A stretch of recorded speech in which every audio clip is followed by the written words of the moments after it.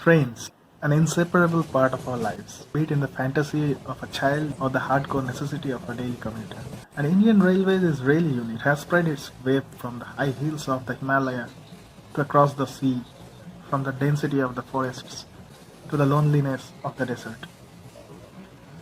Some of the toughest yet beautiful routes in India are Vizag Araku, Konkan Railway, toy trains of Darjeeling Shimla Ooty, and recently commissioned Katra-Srinagar route in Kashmir. Besides this, a lesser known route in the northeastern part of the country is the Lumding New Haflong Badarpur route, existing in the railway map since the early 20th century. It took a heavy hard work and planning by the British to execute this project at that time. The section passes through hills and jungles, crosses canyons and rivulets, through high bridges, and hides inside tunnels sometimes.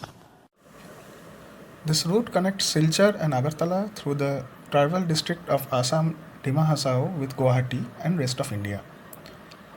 Earlier in undivided India, Coomilla and other parts of Bangladesh also used to connect through this important link. It used to be a meter gauge track before 2014 with a few number of trains. Now after gauge broadening, signal modernization and technical improvisation, it hosts a Rajdhani, a good number of superfast trains, normal passenger and goods trains. The importance of Lumding station has also increased a long way.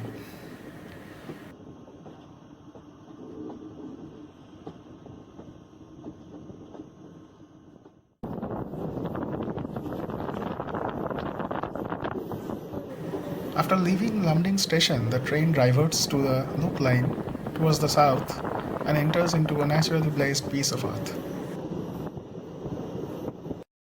The train is pushed and pulled by a pair of locos as the gradient is too steep sometimes.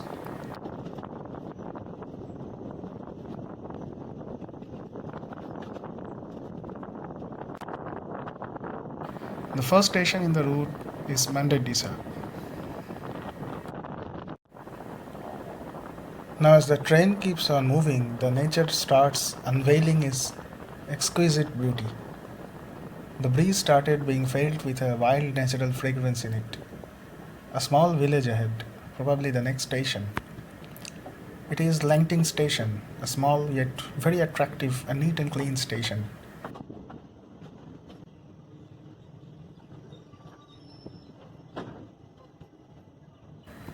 Train stops here for a while as being on a single track, crossing happens here. A pair of diesel loco brought the Silchar Guwahati passenger train to the other platform, clearing off our route.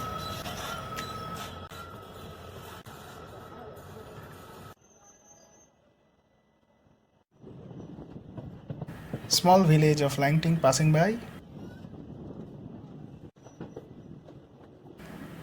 ends on a river bank of the same name.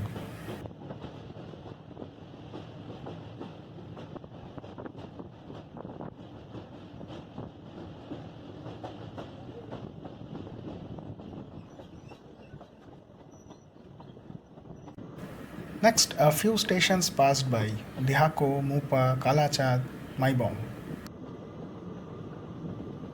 Next is Dauthaja railway loop, carrying a great significance in this route.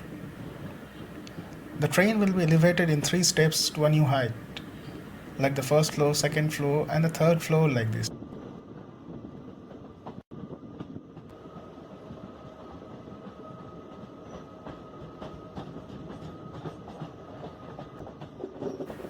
The train is toddling at just 15-20 kilometers per hour onto a very high hilly terrain, even after the power of a pair of engines, so tough it is.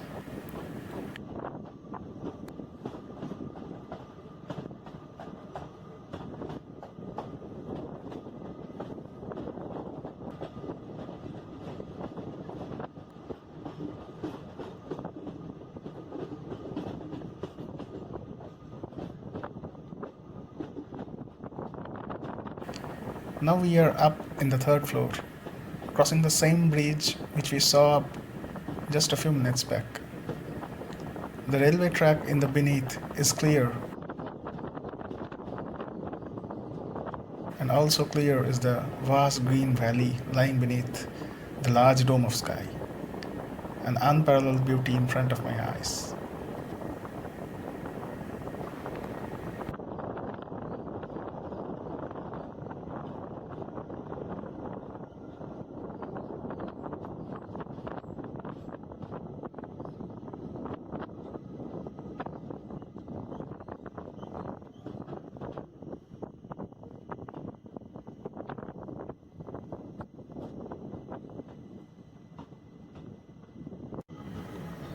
As the train is slow moving in this portion of route, just witness the nature with your wide open eyes.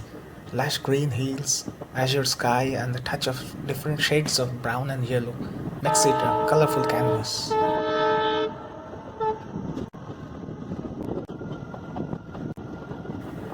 The next attraction is the tunnels.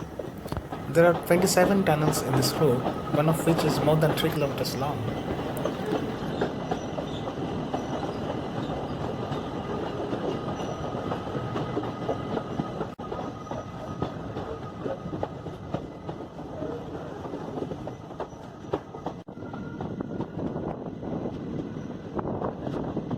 Another station read its name as Fiding. The sun is radiating the last rays of the day, turning the earth into a golden queen. The clouds are hovering and taking beautiful shapes in azure sky and fills my mind with an indescribable peace and calmness. Another tunnel. Another train halted to give us a pass. It is our very well-known Kanchenjunga Express, my next door bro.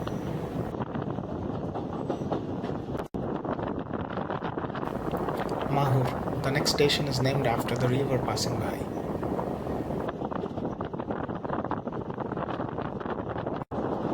Another tunnel.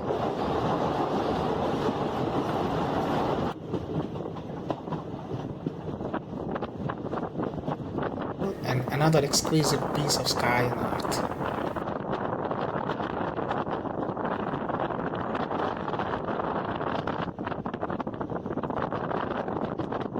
The next station is Manderdisa. Please don't mispronounce as migraine.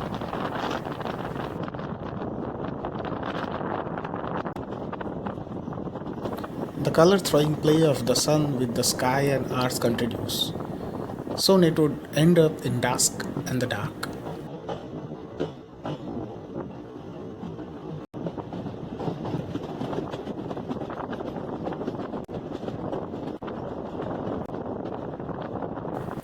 The famous bridge over the Dayang River comes next.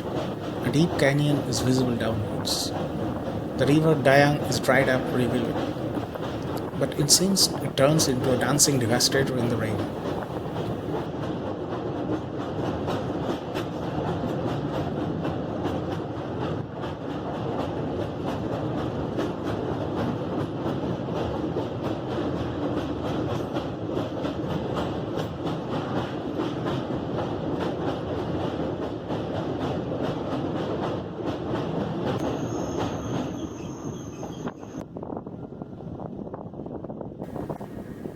Train reaches the new Haflong station.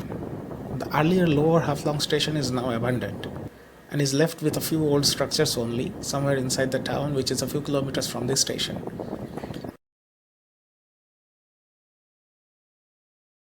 A 15-minute stoppage time, I went up to the foot overbridge to have a 360-degree view of the valley and the station.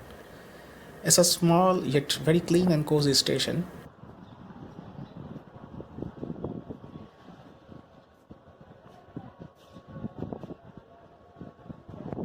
Vendors all around selling a specialty food, fried rice with egg curry.